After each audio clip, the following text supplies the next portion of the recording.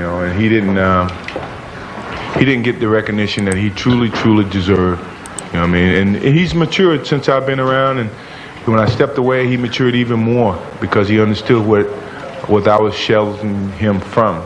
The pressure and the press and the expectations that he had to deal with being a star. We can be healthy and we can continue to be champions. So, I mean, that's what brothers do. We share our success, and that's what I'm doing to him. I just want the trophy. I got enough cars. He can have the Nissan. I'm pretty sure you know who Michael Jordan was talking about. And if you don't, he was alluding to his teammate Scottie Pippen. Let's continue and see what else MJ has to say about Scottie Pippen. Can you tell me a little bit about Scottie Pippen and how that whole relationship evolved and how you pushed Scottie Pippen? Well, not just push Scottie Pippen. Scottie Pippen pushed me to get from point A to point B to point Z. Then I'm going to have to pull this guy along. We're going to have to find a way to coexist. We're going to have to find a way to challenge each other. To come and trap and then go. Scottie, if you're there, you go. To where, okay, if you're going to play this game, you're going to have to get like this. You could have just spin around. I thought when I saw you fake, you thought that someone came over. Karl Malone was at the top doing this. Have two players like that ever again that grew and became more successful together. And success started to, circle themselves around the two of them.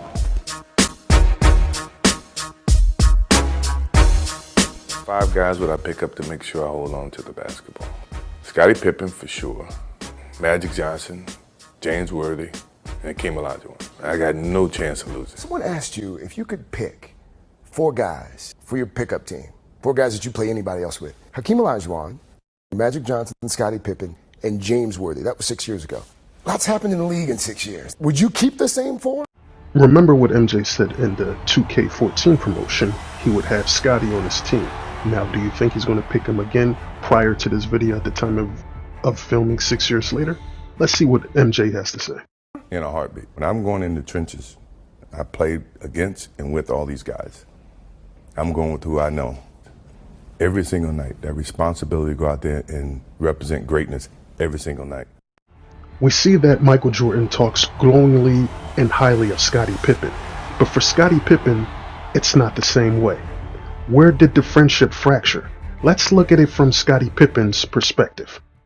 Now in his new memoir, Unguarded, Scottie Pippen is sharing intimate details about his road to superstardom, including what he really thought about the docuseries The Last Dance, which follows the Chicago Bulls dynasty in the 90s. You call Michael Jordan selfish in the first chapter. Why is that?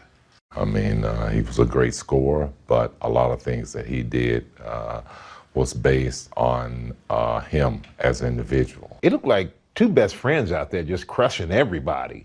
What was your relationship like off the court? It wasn't what you saw on the court. Do you think that Michael Jordan would be as successful without you?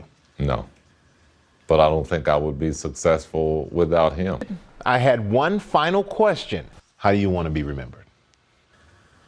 As the greatest of all time. I seen Michael Jordan play before I came to play with the Bulls. You guys seen him play.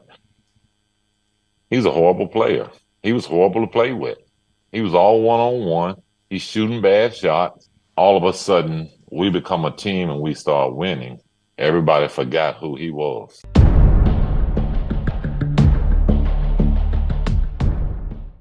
The image of these two when you see them is the greatest duo that you ever saw play basketball, and probably the most successful duo playing basketball together. But what's more puzzling is Scottie seems like he never actually felt that way, even though it seemed like he portrayed that he felt that way.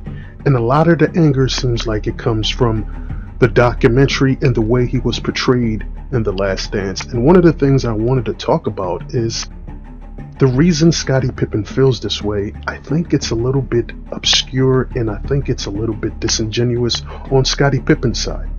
I have nothing against Scottie Pippen, but the way he's angry about certain things, his actions doesn't portray it when he was teammates with Michael Jordan being very successful. It seems like The Last Dance triggered him in a way where he has this disdain, or I feel like this envy for Michael Jordan.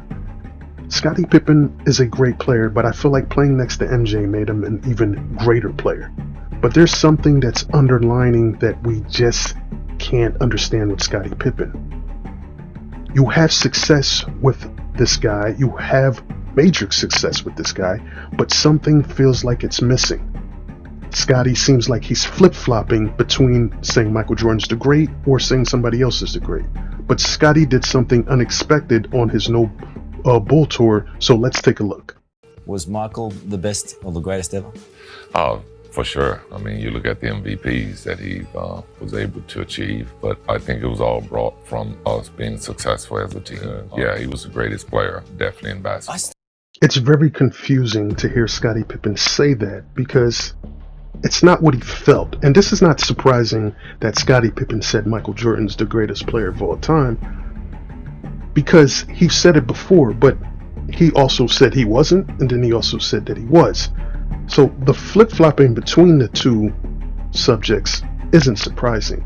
It's the way he's going about it after The Last Dance that seems like it's a underneath thing, something that is very deep and personal for Scottie Pippen for shaming Michael Jordan for making the documentary about him. But you can't really blame Michael Jordan because the documentary was focused around him and the Chicago Bulls' success, and it timelines it throughout the whole documentary. My only issue with Scottie is he actually criticized everybody, including himself, in the documentary. But there's things that Scottie are saying that just doesn't add up. And I think a lot of it is disingenuous, and I'm going to play a clip from one of the interviews to break it down to show you why I feel like Scottie was being disingenuous. Before we ended, I had one final question. How do you want to be remembered? That's the greatest of all time. Now remember Scottie saying that, right? The greatest of all time. I'm gonna play another clip, and I want you to see if you see the disingenuous or the contradiction in what Scottie is saying as the greatest player of all time. I'll leave that out for debating because I don't believe that there's a great player because our game is a team game. Because I don't believe that there's a great player because our game is a team game. If Scottie Pippen believes there is no great player or the greatest player in the NBA, why does he want to be remembered as the greatest, as he said in an interview with Michael Strahan? It doesn't make a lot of sense, and it conflicts with the statement that he says that there is no great player because he believes basketball is a team game. I really think that The Last Dance, when Michael Jordan pointed out his negatives in The Last Dance, triggered Scottie Pippen to a point where if the relationship was already not where it was at, that was the water under the bridge. That was the camel that broke, the straw that broke the camel's back.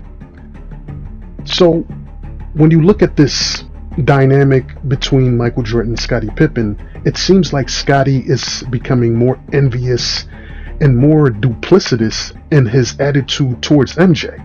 But it's also confusing when he was in an interview still saying Michael Jordan's the GOAT. It just doesn't make a whole lot of sense the way Scottie is portraying this about Michael Jordan in The Last Dance.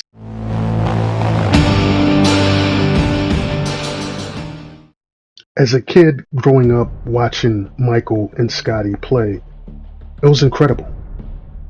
And as a kid, you had this image in your head that the way they performed on the court is the same way they had a good dynamic friendship off the court. But as you get older and you get into your adolescence, you realize things aren't always what they seem or the way they're perceived to be seen or look like. When you get older, you get a better perspective. You get a better understanding on how things work. They can work great on the court, doesn't mean they're actually going to be friends off the court. For me personally, I would like to see Scottie end this because I felt like, yes, you have every right to be angry if you didn't like the way he portrayed that, but he just didn't critique you, he critiqued himself and everybody that was in the documentary. And I'm pretty sure you knew that the documentary was going to be a main focal point of Michael Jordan being the center of attention. I feel like Scottie should let this go. You've benefited off of this. You've benefited off of playing Michael Jordan. You got the notoriety. And one of the reasons why people are interested in the No Bull Tour is because you played with Michael. They're not interested because you played with Horace Grant or Luke Longley. They're interested because you had that dynamic with Michael Jordan. So in conclusion, I feel like Scottie should let this go and use it and benefit from it in a positive light. Let me know what you think in the comment section.